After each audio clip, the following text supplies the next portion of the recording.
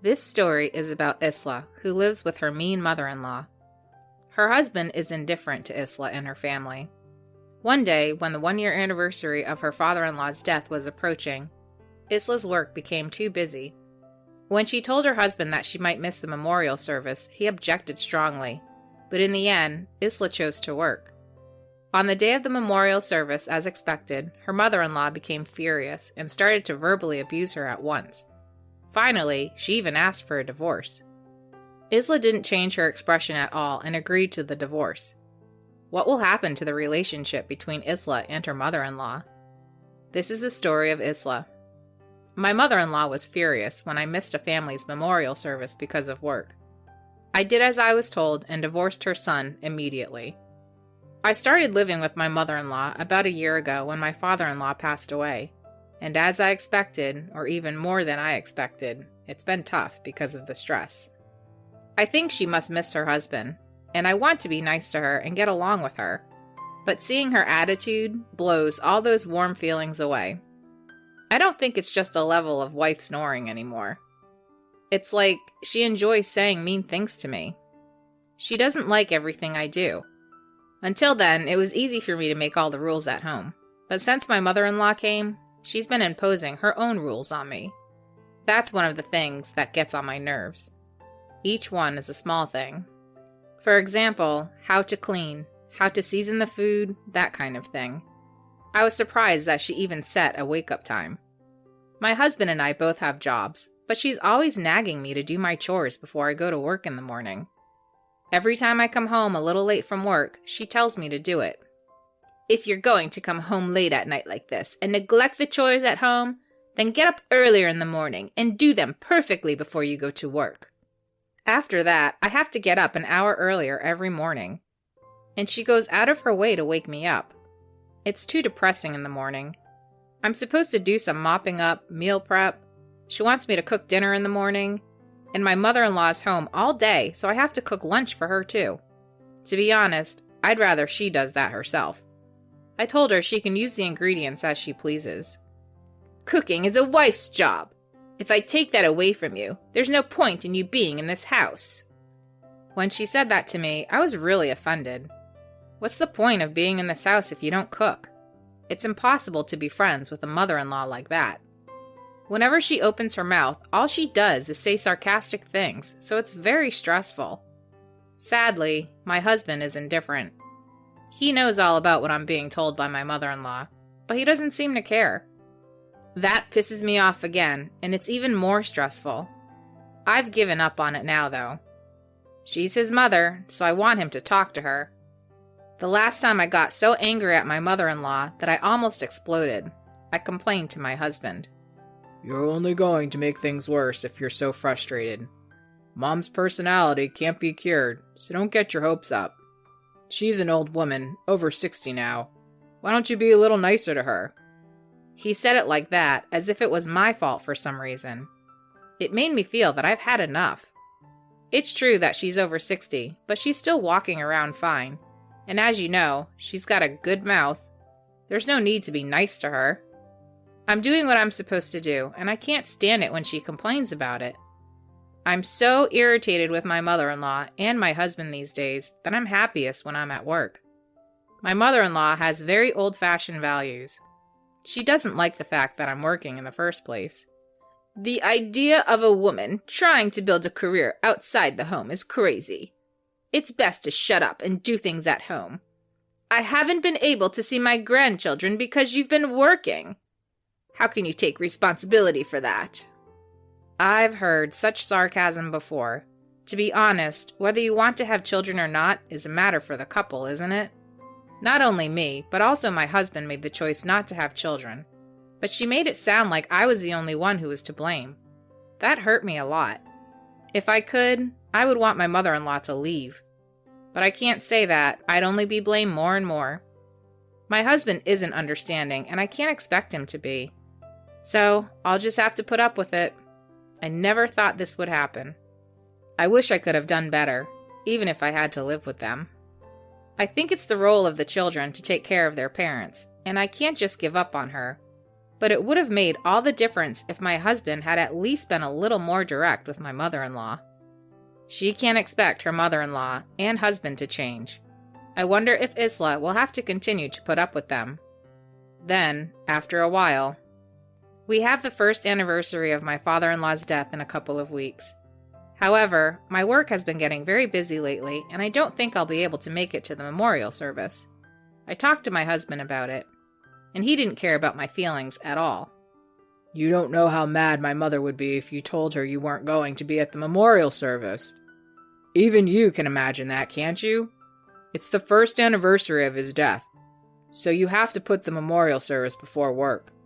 I'm sure there's someone else who can take your place at work, right? He said so, and it made me so angry again.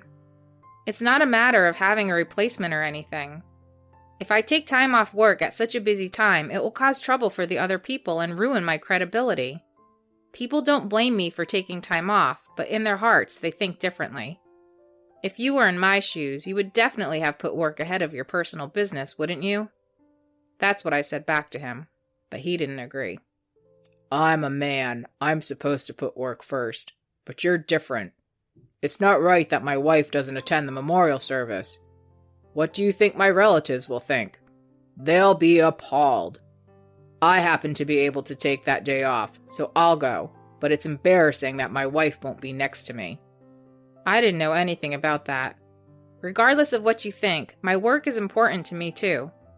That kind of thinking about being a woman or a man is ridiculous. I think both you and your mother need to change your values.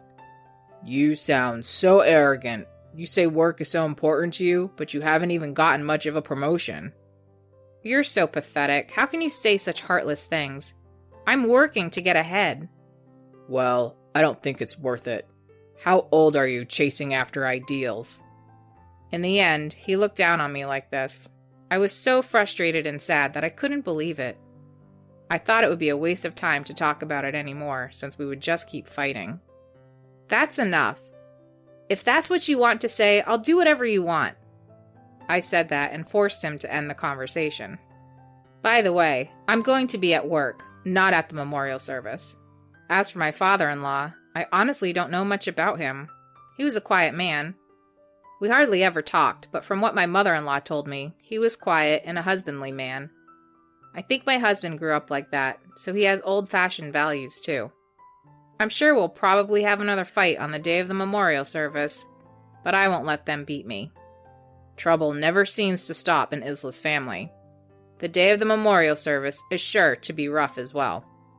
I'm more worried about her mother-in-law's reaction than her husband's, but I wonder how it will turn out. The day of the memorial service, I went to work, of course. I didn't want to be bothered with anything that morning, so I got out of the house before my husband and mother-in-law woke up. But my mother-in-law called me when she woke up and was furious with me. And she kept calling me repeatedly, even though she knew I was at work. I had no choice but to answer the phone. And then I heard a very angry voice that made my ears hurt. "Where the heck are you now? I woke up and you were gone. Did you really go back to work? Didn't I tell you in advance that today was a memorial service?" "Yes, you told me, but I couldn't take off work today, so I'm going to have to be absent." "Absent? What kind of nonsense are you talking? You have no common sense." "I'm sorry, but it's work." "This is exactly why I said that woman should stop working. My son is going to attend the service, but you, his wife, is not? What kind of wife are you?" "I told my husband that I was working." "If you really aren't going to come, you should leave my son." "Yes?" "I'm telling you that you should get a divorce. My son will have a hard time with a wife like you. I don't want him to be embarrassed anymore because of you." My mother-in-law's words made me freeze for a moment, but then I quickly cut her off. "I understand, then I'll get a divorce. If I can get there today, I will go to the town hall and get the divorce papers. I'll fill it out when I get back, so please tell your son that too." I said that and hung up the phone without listening to my mother-in-law's reply. Of course, since I said I was divorcing him, I really am divorcing him. I've reached the end of my patience with her asking me to leave every time she does this. My husband probably knew I was at work and didn't stop my mother-in-law from calling me. And I'll be more stressed if I stay with those two any longer. I don't know what's going to happen now, but I've already made up my mind. I'm glad that my mother-in-law asked me to do it. That's how positive I am about the divorce. I have a job and I can make my own living, even if we get a divorce. If anything, I might be happier away from those people than I am now. The mother-in-law's statement took an unexpected turn, but Isla is surprisingly willing to get on board. I don't know about the true intentions of her husband and mother-in-law at this point, but I wonder if Isla will really divorce after this. When I got home after work, my mother-in-law and husband were waiting for me. "You hung up on me this morning," she said. "I'm going to get a divorce. Yes, I got the divorce papers," I told her. I held the divorce papers out in front of them. My husband looked a little pale when he saw them. Hey, you can't be serious, can you? You wouldn't go to all this trouble just to shut Mom up, would you? All you had to do was apologize for what you did today, and that would have been the end of it, right? That's what he said. So I made my intentions clear. I'm not going to apologize, and I don't mean that as a threat. You're the one who asked for the divorce, but I'm the one who made the decision. Now just go ahead and sign the papers. I'm getting out of this house. Wait a minute, calm down. You don't have to decide on divorce so soon. No, to be honest, I've had enough. I'm sick and tired of being bullied by your mother, of you pretending you don't see it, of everything. So divorce me. If you don't do it soon, your mother will yell at me again. When I said that, he fell silent, and my mother-in-law looked very surprised. I told you to get a divorce, but I didn't mean it seriously. Are you out of your mind? Yes, I'm quite normal. I'm rather glad you told me to get a divorce. You've made my mind up. I'm sure you would be satisfied if your son and I got divorced, wouldn't you? Please tell him to sign the papers. Then even my mother-in-law fell silent. I was disgusted to see them like that. I told you to divorce my son because I thought you would do the right thing. Did you really tell me to divorce your son without expecting this to happen? And couldn't you have at least predicted that this would eventually happen if you continued to ignore your mother and me? I questioned them both, and surprisingly, my husband apologized. Isla, I'm sorry. You must have been concerned that badly. I just thought that since you've always been so concerned about Mom, no matter what, you'd be okay. I don't want a divorce. Please, I beg you, reconsider. Although I was surprised by his honest apology, it didn't change my mind or stop me. I'm sorry, but I'm not going to reconsider. Even if you apologize now, it's too late. I've had enough. That's why I got the divorce papers right away like this. Then, my mother-in-law rushed to mediate. But since he's apologizing like this, shouldn't you think a little bit about it? My son seems to be sorry for what he did. You're the one who started all this, aren't you? That may be true, but... Actually, you're the main reason I want a divorce in the first place, you know. What? I can't stand your bullying anymore. I want to leave as soon as possible. I told this to her face, and for some reason, my husband joined in. That's right. It's all your fault, Mom. You've brought this on us by giving Isla a hard time. Don't just make me apologize. You should apologize too. I don't know if she didn't expect her son to be angry with her, but my mother-in-law looked shocked. But in the end, she and my husband bowed down to me. I'm sorry. I didn't think it would come to this. If it's that hard for you, I'll help with the housework from now on. Please, reconsider the divorce. I'm sorry. I really can't. I think it's nice to finally get an apology from both of you, but it doesn't change my mind. I've thought about divorce many times before. Each time I put up with it, but I won't put up with it anymore. When I told them that once and for all, they both looked pale. Needless to say, I was thrilled to see that. After that, my husband and mother-in-law took turns apologizing to me. But I didn't change my mind. And eventually, he signed the divorce papers, and I moved out the next day. My parents are far away, so I can't rely on them, and I'm currently staying at a business hotel near my work. But a friend of mine is a real estate agent, and she's going to introduce me to a nice place in the near future. To be honest, I'm having a great time. I guess you could call it a sense of freedom. I can't believe how happy I am after my divorce. There were some good things about my marriage, and I have no regrets. But in the end, I think I did the right thing by getting a divorce. I'm so glad my mother-in-law insisted that we get a divorce. Well, I guess my mother-in-law and my ex-husband didn't think it would come to this. Well, I'm a stranger now, so I don't really care. After I left home, my ex-husband called me once. Please give me another chance. I want to start over with you. But I ignored it. Of course, I have no intention of giving him what he wants. So I'm going to enjoy my life alone from now on. I'm going to work hard and have the life of my dreams. Thank you for hearing me out. I hope everyone got the message that the only way out of a tough situation is to take action.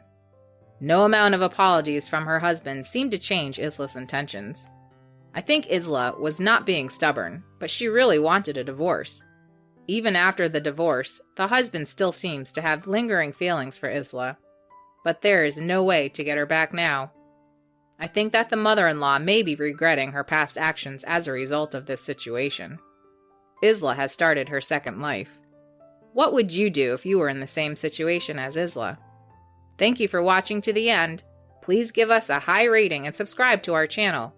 It would be a great encouragement for us. I'd also love to hear your comments, so please do. See you in the next video. Alright, everyone's presentations are done. Nick, the manager, said as he tried to move the discussion forward. Excuse me, I haven't. I recently found out something. Nick interrupted me and began to speak. There's apparently someone in this department who didn't graduate high school and is just a part-timer. Meetings should be for employees only. Absolutely right. His lackey, Mike, of course, agreed with Nick. I'm leaving.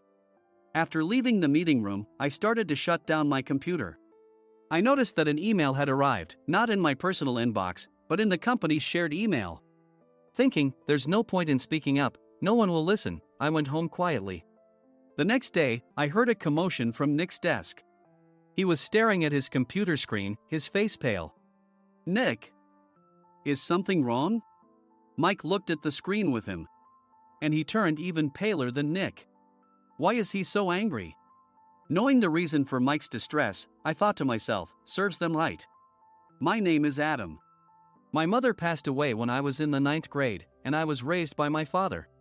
Well, you could hardly call it being raised. After my mother passed, my father changed. He drowned his sorrows in alcohol, and though he still went to work, he squandered our living expenses on horse racing. Because of that, I had to start working part-time as soon as I entered high school. Every month, I went to the convenience store with bills in hand that couldn't be auto-deducted from my father's account. Even though I endured it because I didn't want to be alone, I reached my limit in my second year of high school and dropped out. I found a live-in job at a distant inn. Thank you for everything. The day I left home, my father, still staring at the TV, spoke. Take care. That was our last conversation. Back then, 18 wasn't the age of majority, so I needed my father's permission to work, and I couldn't hide my place of employment. Yet, my father never visited me even once. I kept working just to survive, and before I knew it, I was 42. Years of hard work paid off, and I was transferred to the headquarters. I was thrilled to be recognized by the company, as I thought I'd be working in the field until retirement due to my lack of formal education. Listen up. Our work can change the future of our employees. Don't drag us down. On my first day after the transfer, Nick, dressed in an expensive suit, spoke sternly. There was a reason for this. Our inn was located in a prominent tourist destination, known so well that everyone in the state could sing its commercial jingle. At its peak, we had 5 locations within the state. But that was long ago. Due to financial difficulties and aging facilities, only the place where I had worked for many years and the original establishment remained.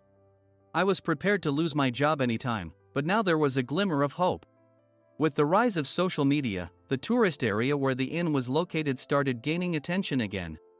Depending on how hard the sales department, where I was transferred, worked, we could either thrive or be forced to give up this prime location to the new hotel chains continuously popping up. For Nick, who had switched careers from another industry to strengthen our sales, this was a battle he couldn't afford to lose.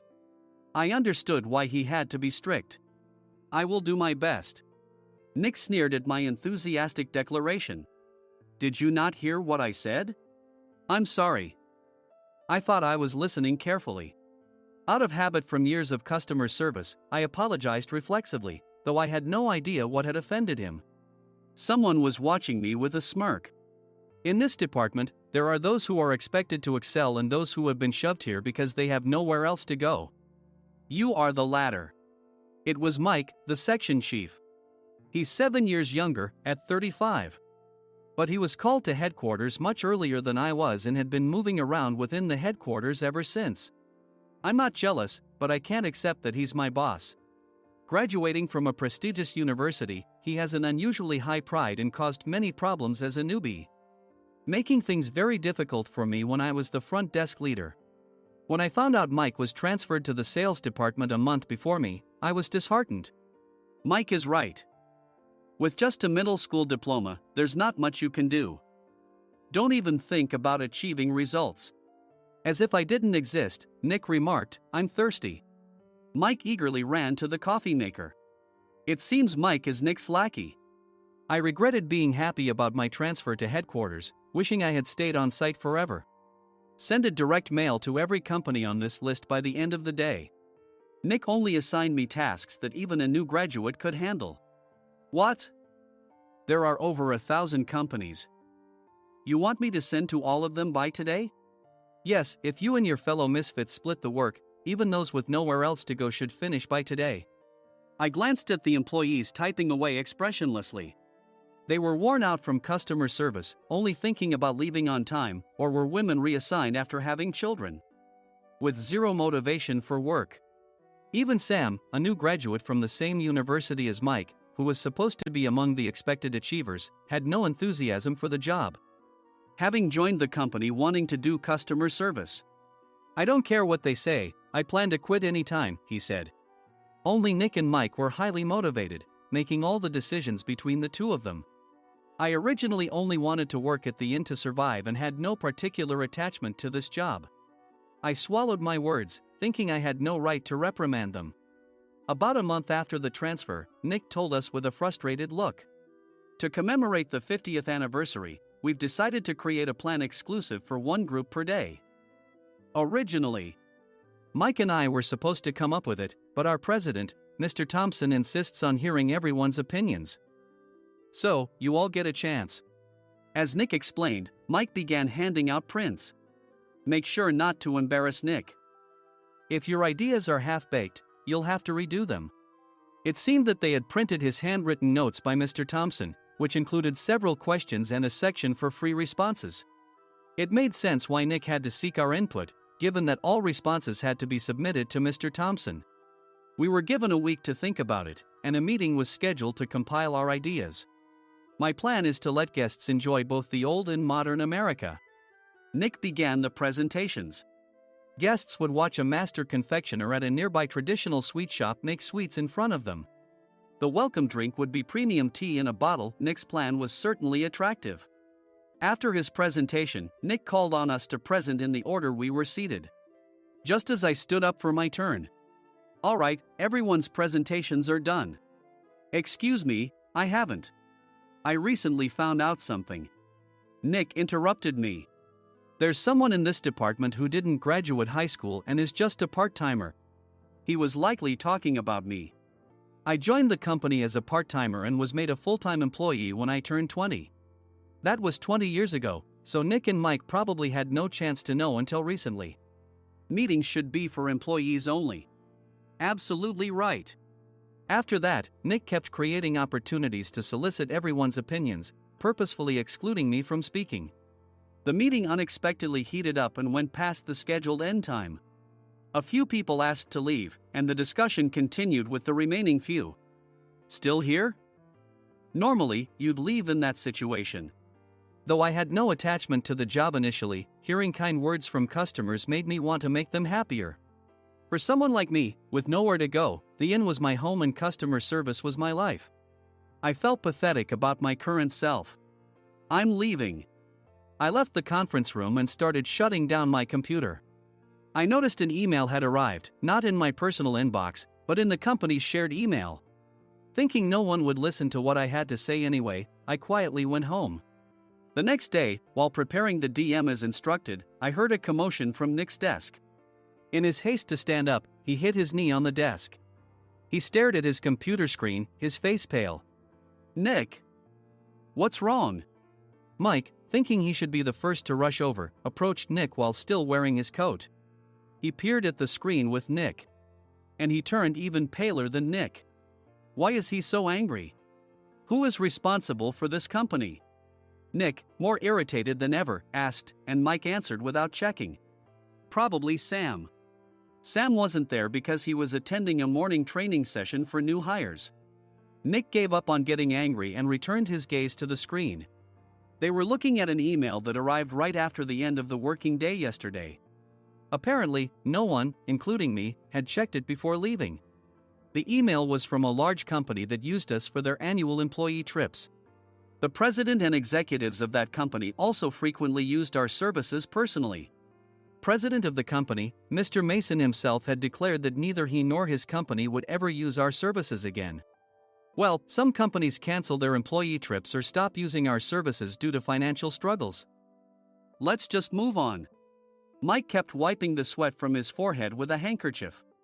Knowing why Mike was so agitated, I quietly watched their interaction. Do you know how much revenue we get from that company? We can find other guests to fill the rooms, but we'll lose the banquet costs, gift shop revenue, rental car fees, and more. Moreover, the gifts were supposed to be prepared by the traditional confectionery shop involved in Nick's proposed plan. If it's known that we incurred such a huge loss at this critical time, Nick's position in the company would be jeopardized. Nick took a deep breath, seemingly trying to calm himself. All right, Mike. Go to New York right now and apologize to Mr. Mason. What? You're coming with me, right? I have urgent work to do. I trust you, which is why I'm entrusting this to you. Please. Mike, believing Nick's sincerity, agreed with a determined look on his face, saying, yes. That's Nick for you. Even if Mike went to apologize, Nick would shift all the blame onto him if the client didn't change their mind. Well, it was Mike's fault to begin with, so it served him right. About 3 hours later, Sam answered a call from somewhere and repeatedly apologized, saying, I'm very sorry. Everyone watched to see what was happening. After ending the call, he informed Nick with a weary tone. When Mike arrived at the client's company, he only made things worse, further infuriating Mr. Mason. He was demanding, get his boss here immediately. It was no wonder Sam was exhausted, dealing with such a call right after returning from training. What is that idiot doing? All right, Adam, you're coming with me. If sacrificing Mike didn't work, then I must be next. Normally, I'd want to refuse at all costs, but I saw an opportunity in this situation. If I can be of assistance, I'd be happy to join you. I obediently followed Nick, and we flew to New York. When we introduced ourselves at the reception, it became clear how serious the situation was, as the receptionist personally escorted us to the president's office. Angry voices leaked through the door, making both Nick and me uneasy. Excuse me. I'm Nick, the supervisor. I understand my subordinate has caused you trouble, and I deeply apologize. Nick, with his experience in the corporate world, knew enough to offer an apology before excuses. However, his customer service skills left much to be desired. I sighed as I saw Mike trembling like a small dog in the corner of the room. What kind of training are you giving your subordinates? Mr. Mason glared at Nick with a red face. The intensity of his gaze made even Nick take a step back. Regrettably, I joined this company only 2 years ago and was unaware of Mike's issues. I should have identified his shortcomings sooner. Indeed. I should have realized sooner. No sensible person would come to apologize and then give a lengthy presentation on the drawbacks of not using their in. Nick froze, his mouth slightly open. Suspecting the worst, I picked up the documents that had fallen to the floor. It seemed Mike hastily prepared these documents on the plane, listing the disadvantages. Disadvantage 1: if you change the venue for the company trip, employees might suspect it's for cost-cutting reasons, leading to a negative impression. Reading it aloud half-jokingly, Nick snatched the papers from my hand and checked the contents with a furious expression. Among the stack of documents was a receipt from a nearby convenience store's copy machine. I felt a pang of dread, hoping he hadn't shown the receipt as well. What do you think he said when I asked what kind of nerve he had to do this? I'm very sorry. Faced with the dire situation, Nick must have thought there was nothing left to do but apologize. In a voice smaller than I'd ever heard from him, he uttered words of apology. He said, "I'm a Harvard graduate. I don't believe I said anything wrong." Mike! What have you done? Forgetting his plan to pin the blame on Mike, Nick yelled loudly, even in front of Mr. Mason. "I didn't do anything wrong." "You're still saying that? Look at him." Mike pointed at me with a shaking hand. "I was assigned to headquarters in my 20s and now I'm a section chief. This guy only made it to headquarters at 42. Everything I've done proves I was right. So why are we losing the contract?" Having said his piece, Mike collapsed to the floor. "Of course. You were sent there because you had nowhere else to go." Mike never expected to hear such words from someone he looked down upon. He lunged at me, and Nick hurriedly stepped in to stop him. "Mr. Thompson told me Mike is a quick thinker, and to take good care of him." There's no way he was pushed aside. "Don't make things worse here." "He didn't say quick thinker, he said only quick-witted, didn't he?" I don't remember that part." I recalled the many troubles Mike caused when he was a newbie. When Mike was on the front line, his pride was so high that he never apologized to customers. Customer service, especially in our job, doesn't work alone. It brings both good and bad situations. If the front staff or housekeepers made mistakes, or the cleaning company didn't properly clean a room, one had to apologize to the customers regardless of personal fault. Mike, in such situations, would never apologize, insisting he wasn't at fault. This often angered customers, and as the front desk leader, I frequently had to apologize on his behalf. He caused complaints and disrupted operations, which is why he was quickly moved to headquarters.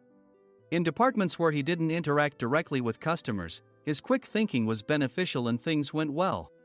But it seemed his flaws were starting to show. Corporate reservations are supposed to be entered into the system by the sales representative. But a quick check yesterday revealed that more than 10 items were missing from the client's reservation. The handover document clearly stated what needed to be prepared. Why didn't you enter it into the system? Why do we have to give them special treatment? Filling rooms near the banquet hall, setting up all the food in advance. Specifying the brand of wine, they're too demanding. No wonder he always angered customers, I thought, feeling a headache coming on. Grouping them in rooms near the banquet hall is for our benefit too. It makes it easier for the staff to set up beds and serve breakfast since everyone's schedule is synchronized. As for the other requests, Mr. Mason suggested them to lighten our load. I didn't know that. Nick finally seemed to realize that Mike was the one who had angered the client. What did you say to them? I just told them we wouldn't give them special treatment anymore. We shouldn't waste effort on things that don't bring in money. I was utterly exasperated at his lack of understanding of customer service. Of course, we shouldn't comply with unreasonable demands. But carrying over successful practices from past stays makes customers feel remembered and enhances their experience. Good memories encourage repeat visits. That's part of our job. I looked down at Mike, who was sitting on the floor. In our job, nothing is a waste. Mr. Thompson likely moved you to the sales department, hoping you'd finally understand this. How do you think he feels now that you failed to meet his expectations? Mike, tears in his eyes, fled the president's office. I was amazed he still hadn't apologized. You have it tough, Adam. It's okay, we're all employees of the same company. I deeply apologize for this disrespectful incident. Especially after all the care you've shown us. If it weren't for you, Adam, I really would have stopped staying here. When I heard you were moving to the sales department, I was willing to reconsider if you handled it. Seeing us talk so amicably, Nick's face contorted. Do you two know each other? Adam's service is excellent. I always requested him specifically. Normally, we don't accept specific staff requests, but we made an exception for Mr. Mason, adjusting my shifts accordingly. He had personally stayed at our hotel just before my transfer, and during casual conversation, I mentioned, "I'm moving to the sales department soon." If I hadn't told him then, things could have been much worse. Please continue to take care of us. I look forward to it. On the return flight, Nick awkwardly offered me a can of beer. It's still working hours. Of course, I had no intention of forgiving him for a single beer. Nick might try to pin everything on Mike and avoid any consequences. While pondering this, a startling fact came to light. "Nick, the tea bottles for the plan have arrived." I handed Nick a bottle labeled with our inn's name. "They look good." "What are you talking about?" "These are plastic bottles. I had assumed we would use the trendy, high-end bottling tea. But what arrived were ordinary plastic bottles of tea with customized labels. The only unique aspect was the label, which had the inn's name, making it look customized. Upon further investigation, I discovered that a substantial amount of money was set to be paid to the tea company. It was priced like bottling tea. Does this plastic bottle really cost $100 each? The tea inside is specially blended for us. The extra cost is for that. Wouldn't it be better to use another tea company? Or is there a specific reason we must use this one?" As Nick continued to make excuses, I showed him a printed email. I informed the tea company's president, Mr. Mitchell, that we discovered irregular payments and he confessed. He said you two were high school classmates and planned to split the extra money. That idiot. Why did he confess? That's not important. You should worry about yourself, this could turn into a police matter. Opening the bottle cap, I suggested. How about calming down with this tea? It supposedly has a relaxing effect. Nick drank the tea frantically. In the following days, decisions were made about their fates. Mike was reassigned to the General Affairs Department, with no chance of transfer or promotion, as per Mr. Thompson's orders. As for Nick, since the payment to the tea company hadn't yet been made, he narrowly avoided legal trouble. Instead, he was encouraged to leave the company, and to avoid further complications, Nick submitted his resignation. Rumor has it that connections between HR departments have made it difficult for him to find new employment. Even though it was good to have those two gone, something unexpected happened in the sales department. Everyone became motivated and united in refining the 50th anniversary plan. In the end, my plan was adopted. We collaborated with the Tourist Information Center to provide personalized guides. The plan, tailored to the number of guests, was truly special for the 50th anniversary. "Hey, is Adam's family coming to stay?" I immediately booked that special plan for my family. Sam noticed it on the reservation list and quickly picked up on it. "Yes, I'm inviting my father." "That's great. I might invite my parents too." I lacked the courage to face my father just as Adam. But here, with the confidence Mr. Mason praised, I felt ready. The 50th anniversary plan was a perfect opportunity to reconnect with my father. I hoped to bring back the days when we could laugh together as we once did.